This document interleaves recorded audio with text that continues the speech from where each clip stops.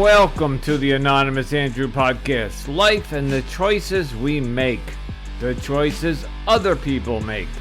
This podcast explores all things as they relate to dating and romantic relationships. Why we ignore, or choose to ignore, or miss the red flags. Red flags like gaslighting, cheating, lying, narcissistic behavior, deception, and so much more.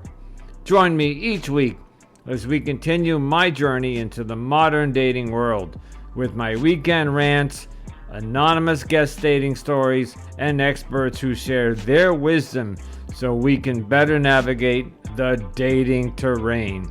If you are new to the show or have been with me from the beginning, hold on tight for the Anonymous Andrew experience.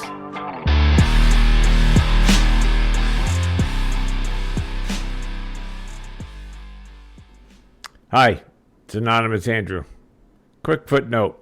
So, we're going to be trying something new today. This episode was recorded yesterday. I did my weekend rant. But over the past few weeks, I have been working behind the scenes with another gentleman by the name of Will Morales from People on Dating podcast. You might remember he was a guest on my show and I was a guest on his show. We're looking to collaborate once a month and take on topics of dating and romance and relationships. We both podcasts cover these topics, and we seem to have clicked, and we would like to work together. So while you listen to today's episode, in this rant, you're going to hear a story about a date I went on last week. And then I had an idea. I invited Will to come on and do a YouTube version of this episode, but with his feedback, so we can discuss what happened on that date. So after you listen to this, if you'd like to go check out the YouTube version, I'll have all that in the show notes. And hopefully going forward, once a month, Will and I are going to collaborate. It's kind of a merging of our two podcasts. We haven't worked out all the details yet, but we'll let you know as soon as they do. In the meantime, enjoy this rant, and we'll talk to you on the other side.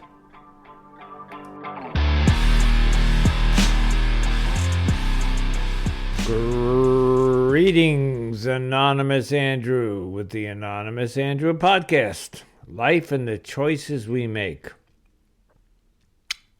You know, that's really the name of the podcast. I got to think about maybe changing that up a little bit. I called it Life and the Choices We Make because I made some pretty poor choices in the past 25, 30 years, primarily in the romantic department, in the financial department. I consider myself a pretty decent human being, even when I was drinking. I was not an angry drunk. I was not a mean drunk. I might have been a selfish drunk, but did make some poor choices. And when this last relationship ended, I realized that I made a very poor choice in this woman, and I knew it. So you guys know the story, and if anybody's joining me and you haven't really caught up on the story, go back and listen to the first couple of episodes. But that's the reason why I called. So the podcast is Anonymous Andrew Podcast, period. That's the registered name, but I added Life and the Choices We Make because I got to learn to make better choices. And I'm going to give you an example of that in a minute. But the choice that I made in the last relationship was made out of sheer, I almost said desperation.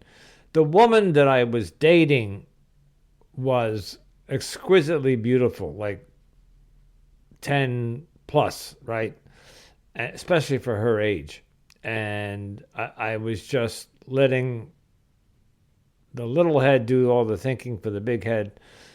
And while I watched and listened and entertained all the red flags that she was waving at me, I simply ignored them until about 18 months later. And that's when I said, what the fuck am I doing? But by then I had already invested money, time, emotional, and romance, all that stuff. And then, of course, I was in the mood, not the mood, the mindset of, I can fix this, because I didn't want to lose her, blah, blah, blah, blah. So, life and the choices we make. So now, I'm coming up on my 9 years of sobriety. It'll be in July 4th of this year. Today is March, what the hell is today? March 22nd, I think.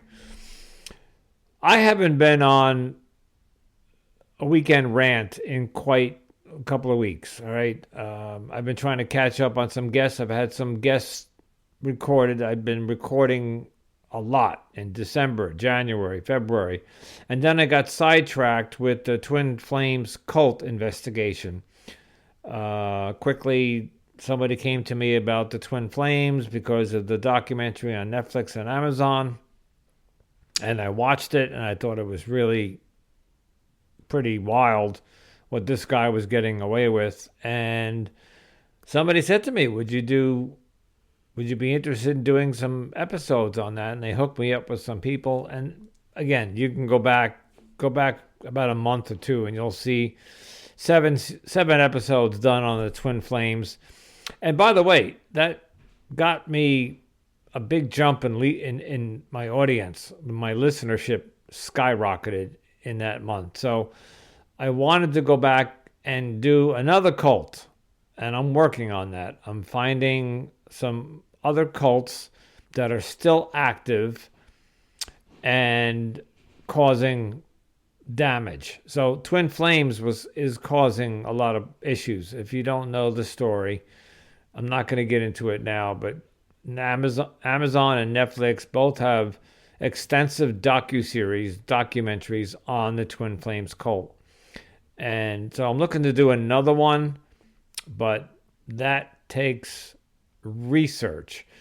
And as I've said multiple times, I am basically a one-man team. I do have one other team member with me, and her name is Lindsay, and she does my social media.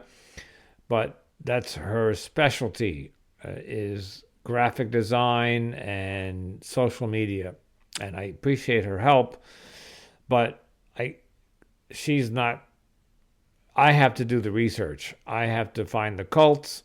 I have to find the guests. I have to book them. I have to record them. I have to edit them, yada, yada, yada. And let's throw in what life likes to do. Life likes to come along once in a while and say, hey, everything's going great, so let's mix things up and let's throw a monkey wrench in. So I mentioned this last week. I have I guess it's just basically called osteoarthritis or arthritis. I have bad hips. And I had my left hip replaced back in 2012. And it was one of the best, speaking of life and the choices we make, was one of the best choices I made in a long time, because I play tennis and I bicycle and I like to walk and many other things. But you can't do that with a bum hip. If anybody out there has had hip problems, like your hip is bone on bone, you know what I'm talking about. Well, the right hip is now flaring up. And, not even flaring up. It flared up about 18 months ago. I had the steroid shot, which they inject prednisone steroid right into the joint, and it lasted 10 months. So that was last year, 2023. I had the injection in January, and it lasted all the way through, October. So I go back to the orthopedic last week. I made the appointment because the pain was just insufferable. And the x-ray showed that I had completely no cartilage. It was gone. And he said, you're bone on bone. And that causes inflammation. And it's the inflammation that causes the pain. And I have been, over the past, 2 months, have been literally in pain, excruciating pain, sleeping, sitting, walking, just your daily routine, just trying to get in and out of the shower and at my job. And forget tennis. I tried to play tennis a couple times, and that was just a very big mistake because then I was in bed for 2 days. So the surgeon showed me the x-rays, and he said, we could put this off with another shot, but you'll be back here in 2 months complaining again. So he suggested that we do the surgery. And so there is my second choice that I needed to make. So I'm having my right hip replaced on May 16th of this year. So which will result in a 4-week recovery, give or take. Kind of looking forward to it because I need my hip back, and 2, I get 4 weeks off from work, which that's another whole rant that I could do, but I'll skip that for now. So, okay, I'd like to get to what's on my mind. There are no new reviews. And there's a reason for that, and I'm not going to get into that either. There's a way to get reviews. It's organic, but it's not. So when I ask you folks, if you like my podcast, please give me a review. I get them. I have about 50 reviews, but there's another way to get some authentic, verified reviews. But I haven't gotten any since the last time I did a weekend rant, so we're going to skip that. What I'd like to talk about, and I'm going to try to keep a composure here because this is pretty fucked up. So prior to my knowing that I was going to have surgery in May, I started up again with the dating apps. And I've been swiping and liking and texting and talking. And if you remember, and again, if you're new, I went on a date, 2 or 3 months ago, and it was a really good date. The woman was phenomenal. We hit it off. We made plans for a second date, and she was, on top of that, she was beautiful. But like I call my podcast, Life and the Choices We Make, I made a choice to come home that night, and I blabbered about the date. In a good way. I came home that night, my endorphins were flying high, I was feeling good. So I came on and I did a rant. But the woman that I was dating found the podcast. Now, let me explain that. 6 months ago, I was dating, and I would give women my real cell phone number. That's what you do, right? You're dating, you're texting somebody, and now you want to get off the app and text or make a phone call. You gotta give them your phone number. I had a Google phone number for a while, and that's another rant I can go off on. I could really, if I have time, I'll get into that. But I had a Google number, but I did not give her my Google number. I gave her my real cell phone number. And as you guys probably know, if you have a contact in your phone and you're on Instagram, Facebook, or TikTok, or possibly even Threads now, or X, they will recognize your phone number, and they'll. I'm not sure how to. I think the guys know what I'm talking about. She opened up her Instagram one night, and because my phone number was in her phone, it said to her, "Hey, you might know this Anonymous Andrew podcast," because that's what my phone number is under, which was a mistake. And she went and listened to the podcast, and she heard me talk about the date. And she did not like it, because when I went to text her the next day to say hello, I got an earful of, she was very disappointed that I talked about the date. And then she said she listened to some other episodes, and she feels like that we would not be a good match. And then she ceased communication with me. So that was a dumb move on my part. So since that date, I have a second phone number now, which is, you can get them anywhere. All right. There's tons of apps that you download. Some you pay, some you don't. And you can have a second phone number on your phone. So I now have a second phone number. It's not Google, because I lost that number.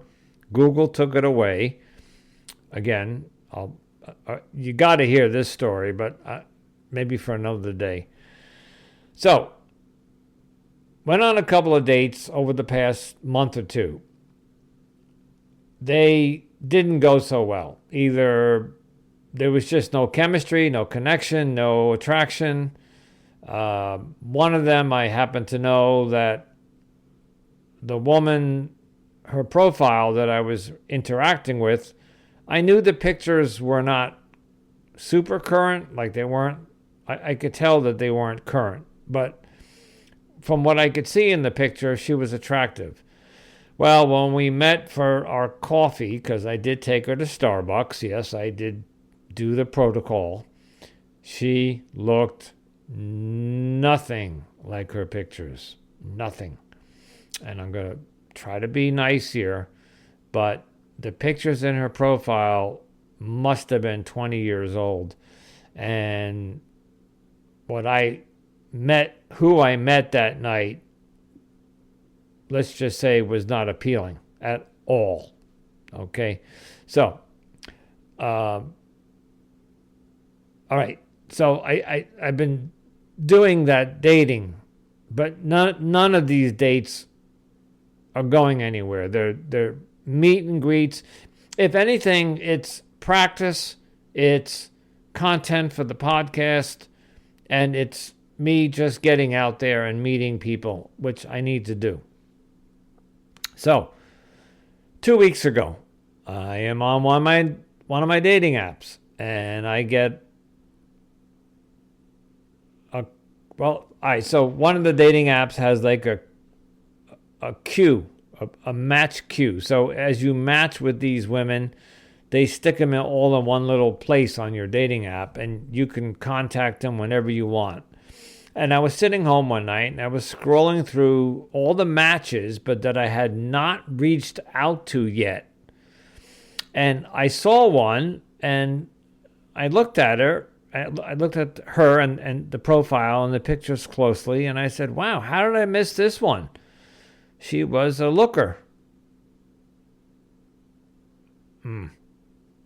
Okay, maybe not quite a looker, but she was attractive enough for me to reach out to her. And we had matched a month earlier, so I reached out to her, and I just said, hey, I commented on something on her profile, and it got a reaction. She almost, within a couple of hours, got back to me. And we started texting for about a week.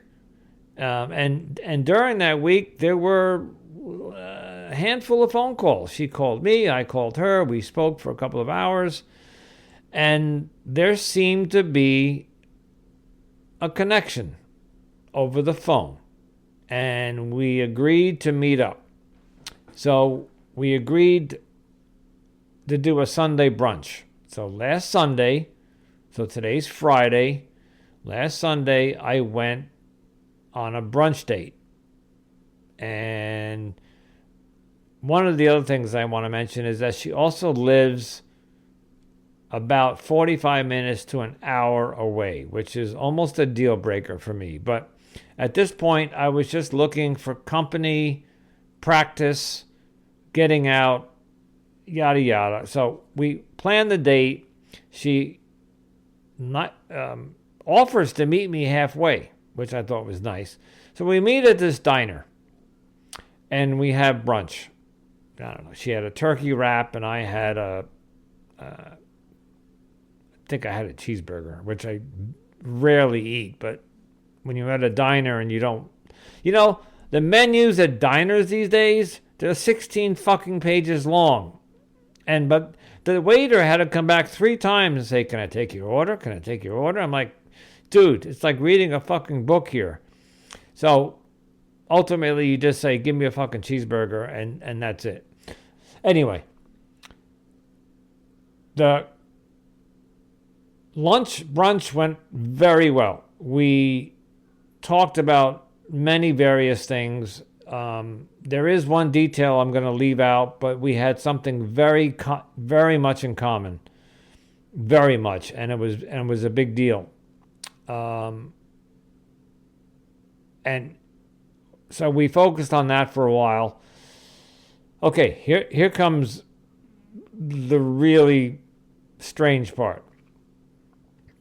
The check comes, and of course, and if you guys know me, I am going to grab the check. All right, we're not playing that who pays the check deal. I pay for the check. Gentleman pays. I say to her, "I need to use the men's room." And she says, "I do too." Well, not the men's room, but she needed the bathroom. And she says, "Why don't you go first?" And I said, "No, you go first." And she said, "No, I can wait. You go first." Okay, so I go to the bathroom, come back. Now we're sitting in a booth. She comes back from the bathroom, and slides into the booth that I'm on my side, right? Because she was obviously sitting across from me during lunch. So on the way back from the bathroom, sits next to me in my booth and kind of like gently pushes her way in. By the way, she was a little tall. She was 5'8", which I have no problem with. I'm 5'9", 5'10"-ish. So I don't have a problem with a woman's height at all. Anyway, so she pushes me in, and I kid you not, she leans in and I get a kiss. It was like a soft kiss on the lips. And I think she pulls back to see my reaction. And of course, I am smiling at this point. I'm like, wow, where did that come from? And then she sees my reaction, so she comes in for a second one. And the second kiss was more of a open mouth makeout kiss. So she starts making out with me in the booth. Not like overly aggressive and not like, we're in public. But it was a nice, soft, 20-second kiss. And I have to be honest, folks. It's been a year and a half since I've had a kiss like that. Probably longer. And it went up and down my spine, and all my endorphins and dopamine and everything kicked in. I was like that. It felt good.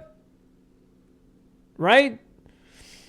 So she jumps out of the booth and says, "Okay, let's go." Like that was it. Like, quick kiss, and because we had already paid the check. So I don't know. We get up and we start to walk out the restaurant.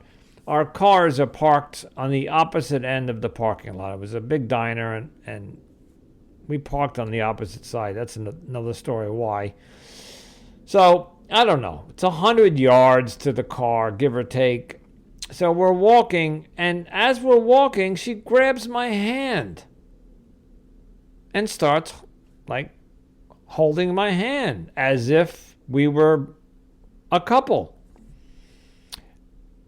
And that took me by surprise. So I get a kiss in the booth. I get a hand holding on the way to the car. And then when we get to the car, as a gentleman, I always walk her to her car, and I went to open it. Now, it was locked, and it had one of those fob keys where you just push the button. So I said to her, are your keys nearby so I can open the door? And sure enough, I opened the door. And she came in for a second kiss. Reached in and planted another one on me. And again, the mouth opened up. And there we are standing in her doorway of her car, making out. Mind you, this is the first date. This is the meet and greet. Now, I'm not complaining at all. I'm just giving you the facts and setting you up for what's coming next. I say to her, so after we kiss and she gets in the car, I say to her, please text me when you get home, because she had about a 25 minute drive. And she said, sure, I will text you. So, and then I get in my car and we both drive away. I get home 25 minutes later myself. And as soon as I walk in the house, I get a text from her. I'm home. And then I get this nice paragraph. Thank you so much for a delightful lunch. Or something very sweet, very gratuitous. And, of course, I write back, it was absolutely my pleasure. I enjoyed the date, yada, yada, yada. By the way, during the date, we had made plans to get together the following weekend because I'm going to be in her neighborhood. Okay? She lives near my son and my grandkids, and I'm going to be there this weekend, maybe. So I said to her, look, I'm going to be up in this town, which is the next town over from your town, and I'll be there in the afternoon. If you're free around 6, we could go do dinner again. And she was at the lunchtime. I'm taking you back to the lunch. She was all in. She said, absolutely, I would love that. So we're back home. Thank you for the dinner, for the lunch. I really had a good time. And I said to her, great, enjoy the rest of your afternoon. Can I call you tonight? And she said, yes, I would like that. Okay, so that's 3 o'clock, Sunday afternoon. About 8 o'clock that night, I'm all done with my routine and stuff, and I'm getting ready to climb into bed and watch some TV. And I text her and I say, hey, blank, are you up for a phone call? I'd like to say goodnight or just talk real briefly. Because remember, at 3 o'clock, I said to her, I'll call you tonight. And she said, yes, I would like that. So I wait about 10 minutes. I don't get a response. Now, since she called me during the week several times without texting me, I have this thing about the first time you meet somebody, before you call them, you should just text them. Is it okay if I call you? It's just kind of my thing. It's a little pet peeve. Maybe it's a little bit of chivalry. I don't know. I just don't want to cold call them. So I texted her. I don't get a response. So now I'm thinking, okay, maybe her phone is in the kitchen. She's in the living room. I don't know. I said, let me call her. So I just called her. I waited 15 minutes, but I just decided to call her. Now it's 8:15, 8:20. It goes to voicemail. No answer. I honestly don't remember if I left her a voicemail. But regardless, I hung up, and then I sent her a second text. I said, hey,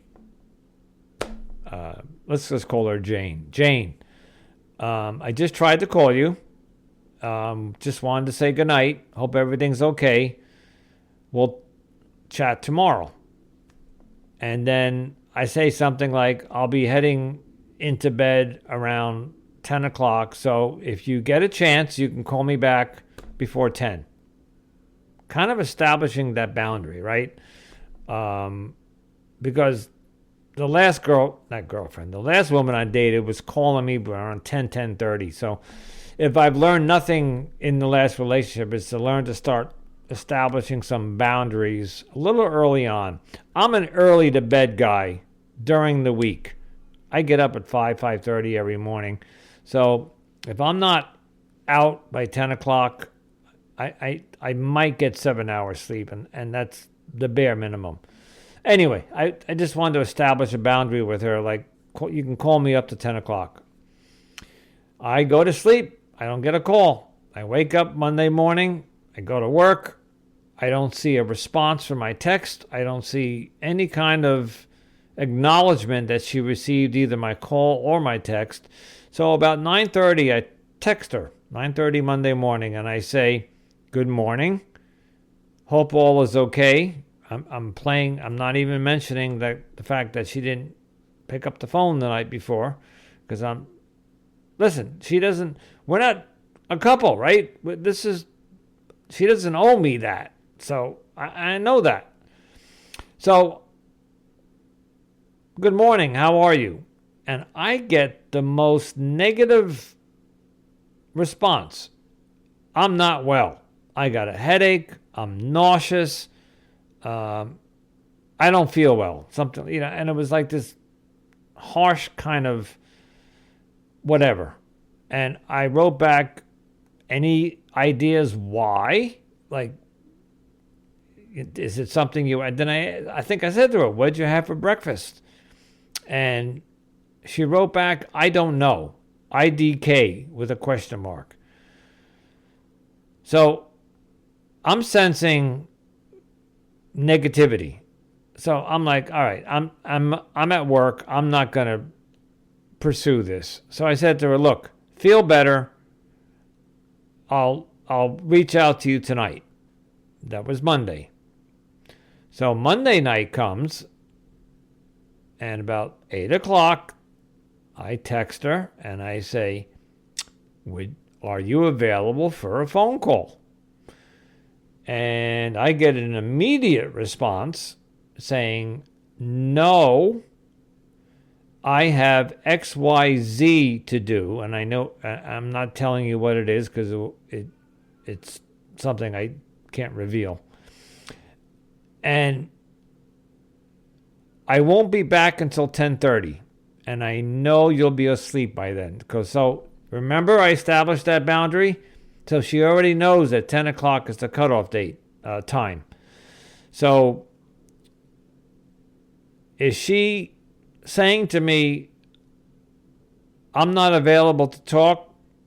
Is she telling me the truth that she's going to be out doing XYZ and she's not getting back till 10:30? Or is she making that up and saying to me, "I'm not getting back till 10:30 and I know that's too late for you"? But either way, it was a rejection. Okay? And she didn't say, "I'm sorry, let's do it tomorrow night." Now, remember, I tried to call her the night before as well, the day of the date, and she didn't answer. So let's wrap this up. Sunday brunch, kissy kissy, hold hands, can't wait to see you again. All sorts of positive vibrations. All right? Yes, when she gets home, please call me tonight. We'd love to talk to you. That was the last positive communication from her, Sunday at 3 o'clock. Nothing Sunday night, and Monday was miserable. She was negative and nasty and whatever. Tuesday morning, I wake up and I say, I felt the urge to text her good morning again and see where that would go. But here's where this podcast and everything that I've been working on for the past year and change has kicked in. I am not going to A, play games, B, chase after somebody like I did with the ex, or I spoke to a few people, some close friends, and somebody said maybe she's playing hard to get. And I got all sorts of theories of why she was mysteriously avoiding me for 2 days. And regardless, if you remember early in the podcast, I talked about that I had no self-respect, no self-love, no self-dignity, no integrity, because I put up with what the last girlfriend put me through. Cheating and lying and gaslighting and deception. And I am not going to do that again. So this woman, I almost want to say she ghosted me, but she didn't, because the last text from her was from her saying, no, I'm out tonight and I won't get back till 10:30. And I did respond by saying, okay, maybe tomorrow or something. I honestly don't remember, and if I wanted to, I could pull it up on my phone. So we did, I don't know if that's ghosting or not, but I didn't reach out to her on Tuesday, and today's Friday, and I have not heard from her. So I don't know what you call that. I don't know if that's a ghost. I don't know if that's just I don't know what it's called. But tell me that's not the strangest, oddest first date story you've heard in a while. All lovey-dovey on the date, all kissy-kissy, hold my hand, can't wait to see you again, would love to go on a second date, and then just blow me off over the next 48 hours? God, not even 48 hours. It was like, I don't know, maybe 36 hours. So back to square one. All right. And now I'm wondering, with the surgery coming up, do I even bother swiping? Although I have 7 weeks till the surgery, so it doesn't mean I can't go on a couple of dates. So that's my rant. What the fuck happened last weekend with this woman? And for the record, she doesn't know about the podcast. She knows I have a podcast. She doesn't have the phone number that is associated with, like, she couldn't find this podcast if she tried. Trust me. And if she did and is listening to it, great. Because Jane, and of course I'm not going to use your real name, what the fuck was that all about? I would really like an explanation on that one. And folks, the thing that I told you about, that I said that I can't divulge about the conversation we had and where she went Monday night, I dodged a bullet. Trust me, I dodged a bullet.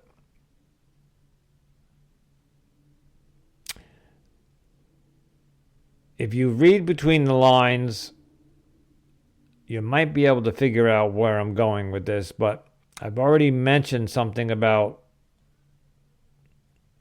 my anniversary coming up July 4th. We'll leave it at that, okay? If you're if there's a woman listening, first of all, if anybody has any ideas or clues or theories as to what happened, I would love to hear from you. All right? So all the information is in the show notes. Please, and I'm going to post this on Instagram and TikTok and Facebook. So if you hear this episode and you have a theory or a guess or want to take a pot shot at what this woman was doing, somebody said to me she was out for a free lunch. I don't think so. I don't think you drive 25 minutes from your home to meet somebody on a Sunday to have a turkey BLT. It just doesn't make sense. And then kiss him and hold his hand and walk him to the car and text him when you get home. just to get a free turkey wrap, I'm not buying it. So I'd love to hear your theory. So, all right, folks. Please, if you are enjoying any of this podcast episode or podcast in general, or just feeling generous, I'd love a review. Just go down, if you're on Apple, go down and leave a review. 5 stars would be nice. And if you're on Spotify, you can actually review each episode. I'd like you to do that. And if you have a friend that might benefit from listening to this podcast, please pass it along. And of course, you know how I end my podcast episodes. Please, if you're in a relationship and you're thinking of committing, are you making the right choice in person, the person you're choosing? Did you ignore the red flags because she's so fucking beautiful? Or he, because he's so gorgeous and handsome and 6'2"?